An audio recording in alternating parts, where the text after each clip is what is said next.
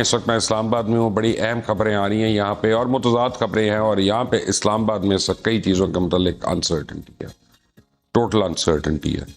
अभी तक लोगों को ये नहीं पता कि अगर मुआहदा हो रहा है, अमल दरामद हो रहा है, तो वो कब होना है, कल होना है, परसों होना है, अगले हफ्ते, उससे अगले हफ्ते। हम क्या सराही कर रहे हैं, लेकिन ना अमरीका की तरफ से, ना ईरान की तरफ से, ना वजारत खारजा की तरफ से कोई मुस्तनद ऐलान अभी तक नहीं आया।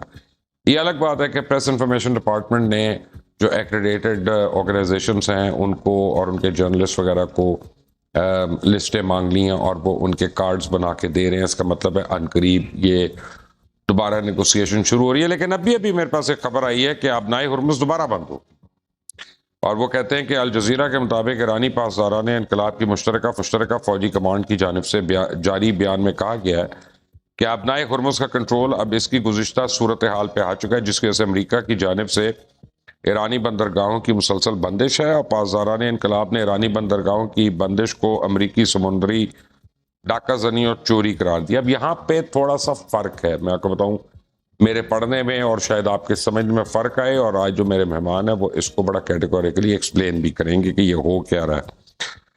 प्रेसिडेंट ट्रंप का कहना है कि कल कोई सरप्राइज हो सकती है। एक बहुत ज़हीन शख्सियत हमारे पास व्हाइट हाउस में आ रहे हैं। अब ये नहीं मुझे पता कि वो प्राइम मिनिस्टर शहबाज शरीफ या फील्ड मार्शल आसिम मुनीर के अलावा किसको ज़हीन समझते हैं। क्या इन दोनों में से कोई जा रहा है, या कोई तीसरी अब शख्सियत आ गई है जो ज़हीन है? तो देखते हैं कि क्या है, सरप्राइज तो होगी फिर ये। और CNN ने दावा किया कि मुज़ाकरात पीर को होंगे। वैसे यहाँ पे यही देखने में लग रहा है कि मुज़ाकरात जो हैं वो पीर के दिन यहाँ पे शुरू होंगे, और मेरा ख्याल है कि इस बारी ज़्यादा तवील मुज़ाकरात नहीं होंगे, क्योंकि बैकडोर डिप्लोमेसी जो है वो काफ़ी टेक्निकल डिटेल्स की छानबीन कर चुकी है। और क्या कहते हैं, जेडी वैंस ने एक बड़ी इंपॉर्टेंट बात की, और फॉक्स टीवी को इंटरव्यू देते हुए वो कहते हैं कि जी ईरान के साथ मुज़ाकरात के दूसरे दौर की नफ़ी नहीं कर रहे। और एक इंटरव्यू में उन्होंने कहा कि इस्लामाबाद में ईरान के साथ मुज़ाकरात में बहुत पेशरफ्त हुई है। एक्चुअली ये पिछली दफ़ा में शायद तय पा जाता अगर एक सिंगल पॉइंट पे, एक सिंगल एजेंडे पे डेडलॉक ना होता। और ब्लूमबर्ग की रिपोर्ट है कि मुआहदा होने में 6 महीने लग सकते हैं। अब सवाल ही पैदा होता है कि अगर 6 महीने लग जाएं, क्योंकि इसमें बहुत ज़्यादा टेक्निकल डिटेल्स है, पैसा इन्वॉल्व है, ऑयल इन्वॉल्व है, गैस इन्वॉल्व है, वो स्ट्रेट ऑफ हॉर्मुज़ और बाबुल मंदब इन्वॉल्व है, और ये सारे कॉरिडोर्स इन्वॉल्व हैं, इकोनॉमिक कॉरिडोर्स इन्वॉल्व है। तो उसकी टेक्निकलिटीज़ को once and for all sort out करते हुए टाइम लग सकता है। लेकिन व्हाट डज दैट मीन कि सीज फायर तब तक के लिए एक्सटेंड होगा, या उसमें कोई कंडीशंस ऐड होंगी, या कोई लिमिटेशंस में होगा? इतनी देर इजराइल को कौन चुप रखेगा? और इजराइल के अंदर जो कुछ हो रहा है, जिस तरह से उसने कत्लो गारत कर ली और खून का एक बाजार गर्म कर लिया, उसकी रोकथाम और उसकी नफी कौन करेगा? मेरे साथ स्टूडियो में मौजूद हैं फारूक खान पताफी साहब, किसी तारुफ के मोहताज नहीं है। नैयर अली हैं, हमारी 365 की ब्यूरो चीफ भी हैं इस्लामाबाद में। और मेरे बड़े देरीना दोस्त जनाब हैदर जमान कुरैशी, पाकिस्तान पीपल्स पार्टी से, ये भी मेरे साथ हैं। बड़ी दूर से कहीं से इनकी आवाज़ें आ रही हैं, पता नहीं कहाँ पे इस वक्त पाए जाते हैं। ये हमेशा वैसे खुफिया तय खानों में ही होते हैं। आज पता करेंगे इनसे कि किस तय खाने में है। आप सबका बहुत बहुत शुक्रिया। पताफी साहब, ये आप नए हुर्मुज़ वाली मिस्ट्री जरा सॉल्व करें लोगों के लिए। जी बहुत बहुत शुक्रिया मुबशर लुकमान साहब। मेरे ख्याल में सबसे पहली बात ये हुई कि ऐलान कर दिया था उन्होंने लबनान के मामले के बाद के खुल गई है, लेकिन उसके बाद जो है क्योंकि अमेरिका ने कहा कि हम अपनी ब्लॉकेड नहीं ख़त्म कर रहे ईरान की, तो उसकी वजह से उन्होंने दोबारा कहा कि आर्मी ने उसको कंट्रोल कर लिया है और अब हम दोबारा बंद कर रहे हैं। पहली बार उन्होंने अमेरिका को सीरियस ले लिया। जी उन्होंने लिया, लेकिन उसकी कहानी ये है कि फिर भी उन्होंने डिकॉन्फ्लिक्शन की जो लाइंस होती है ना, जहां जहां पे उन्होंने बारूदी सुरंगें बिछाई थी उसका नक्शा दे दिया। तो अगर आपने दे दिया तो इसका मतलब ये है कि बात बन गई है, खुला हुआ है, लेकिन बाकी कुछ भी कहते रहे। लेकिन साथ साथ ये है कि पॉस्चरिंग तो नहीं हो रही है वैसे? जी मेरे ख्याल में बिल्कुल हो रही है। उसकी वजह ये है कि बहुत सारे लोग हैं जो चाहते हैं कि मामला खराब हो जाए। आपने एक का नाम लिया, इजराइल, उसकी इतनी ज्यादा एक्टिविज्म चल रहा है, इसी तरह से इंडिया का चल रहा है, इसी तरह से जो नाजायज औलादें होती है ना वैसे ही करती हैं। हाँ, लेकिन उनका है। तो आप एक साइड पे कहते रहते हैं कि मामला जो है ना मुश्किल में, खराब है, फंसे हुए, लेकिन दूसरी साइड पे आप काम भी करते रहते हैं। और मेरे ख्याल में इसका डायलॉग भी चल रहा है और उसके साथ साथ ये पॉस्चरिंग भी हो रही है। आपको क्या लग रहा है? बशीर साहब बहुत शुक्रिया आपका। मेरा ख्याल है कि एक सफारती ज़बान होती है, एक नशरियाती ज़बान होती है, और सफारती ज़बान जो है वो उसके तहत इस वक्त मुज़ाकरात बैकग्राउंड पे भी और हर मुल्क में फिर के भी जारी हैं, और जो बाकी जो प्रेशर टैक्टिक्स हैं वो अपनी जगह होते हैं। आपको पता है कि जंग में एक अहम जुज़्व होता है कि किस तरह से जो है वो प्रेशर अपने मुखालिफ के ऊपर बरकरार रखना है अपनी शराइत मनवाने के लिए। तो एक दिन अब नाए हुरमुज़ खुलने का बयान है, दूसरे दिन बंद होने का बयान है। तो जहाँ कहीं लगता है, मुझे ये लग रहा है कि मुज़ाकरात जो है वो अब जिस नहज पर पहुँच चुके हैं, वहाँ से दोनों मुल्कों का बैक स्टेप पे जाना जो है वो दोनों के नुकसान में है, बल्कि पूरे खत्ते के नुकसान में है। तो अब ये मुझे पोस्टरिंग ज़्यादा डोनाल्ड ट्रंप को खित्ते की परवाह है? मेरा ख्याल है उसको नहीं है, लेकिन नवंबर में एक मिडटर्म इलेक्शन होने जा रहा है, तो फिर क्या मैटर करता है? फेस सेविंग जो है वो बहुत तो खित्ता नहीं, वो अपनी डोमेस्टिक पॉलिटिक्स की जी सर, फेस सेविंग इस वक्त उनको जरूरत है। नवंबर खास तौर पे हम देखें आगे उन्होंने करना है, और अंदर से जो मुखालफत है बहुत बड़ा फैक्टर है। लेकिन ये है कि क्यों वो डायलॉग कर रहा है, उसकी वजह ये है कि जितने मिलिट्री टारगेट्स है वो तो गायब हो गए ना, खत्म कर दिया इन्होंने। अब रह गए सिविलियन टारगेट्स। अगर वो करते हैं तो एस्केलेशन हो जाएगी, उसके बाद जो है मिडल ईस्ट आ जाएगा उसके अंदर।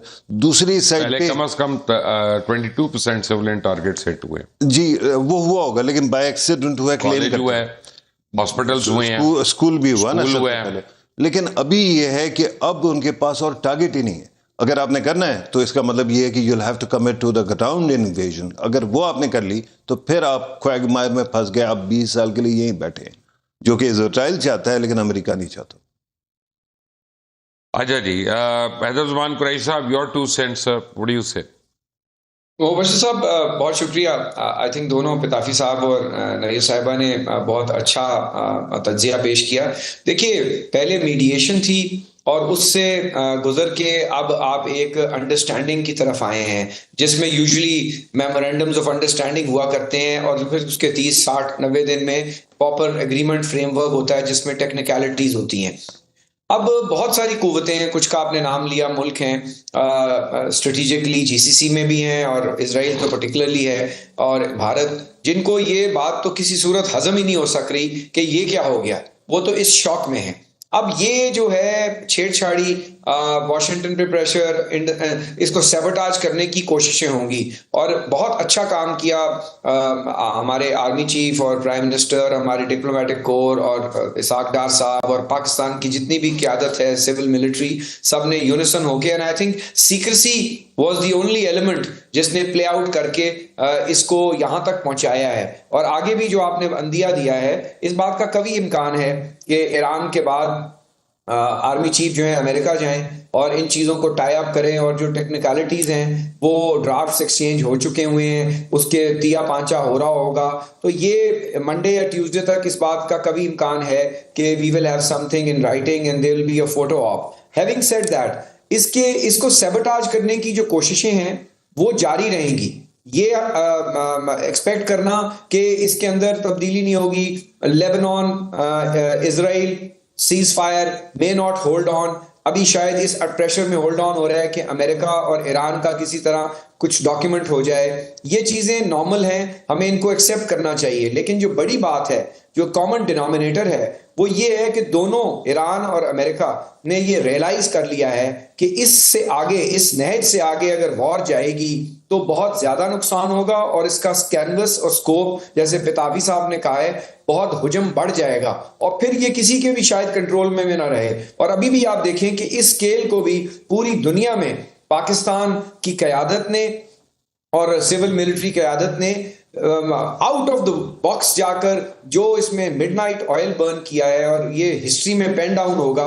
आपने एक थर्ड वर्ल्ड वॉर को बिल्कुल इमिनेंट बचा लिया है, और इसकी दुनिया में रिकग्निशन है।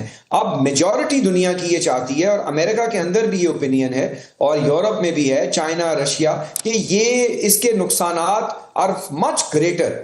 अब लेवरेज जो है यकीनन ईरान के, अगर वो वो हॉर्मोन्स खोलता है और अमेरिका बाहर ब्लॉकेड रखता है, तो ये जब तक दोनों इन लाइन नहीं होंगे मामलात दुनिया के तो नहीं उस चलेंगे। ब्लॉकेट का कोई फायदा नहीं है, जब ब्लॉकेट था भी तब भी कोई फायदा चाइनीज नहीं शिप्स जो थे जबकि ये सारा एफर्ट हो रहा है और ईरानियन शिप्स वहां से निकले थे और वो हाथ ला के उनको निकले तो कुछ नहीं कर सके थे, जब पीक पे था ब्लॉकेट, ऐसी कोई बात नहीं है। अब इसकी डी माइनिंग होनी है। IRGC ने जो टॉल का सिस्टम रखा हुआ है वो उसी कॉरिडोर से शिप्स निकलेंगी, उसके उन्होंने मैप्स भी शेयर किए। जब तक डी माइनिंग नहीं होती, फ्रांस करता है, यूके करता है, तो ये बात है। लेकिन मैं समझता हूं इस बात के कभी इम्कानात हैं फॉरेन मीडिया और जो अंदर की खबरें हैं कि मंडे या ट्यूसडे को we will certainly have an understanding. आप उसको एग्रीमेंट कह लें, आप उसको फ्रेमवर्क कह लें, बट जो मीडिएशन है उसकी कल्मिनेशन है। बहुत सारी चीजें behind the scene tie up हो गई हैं और सिर्फ इस अनाउंसमेंट का ही कि हार्मोन्स खुल रहा है,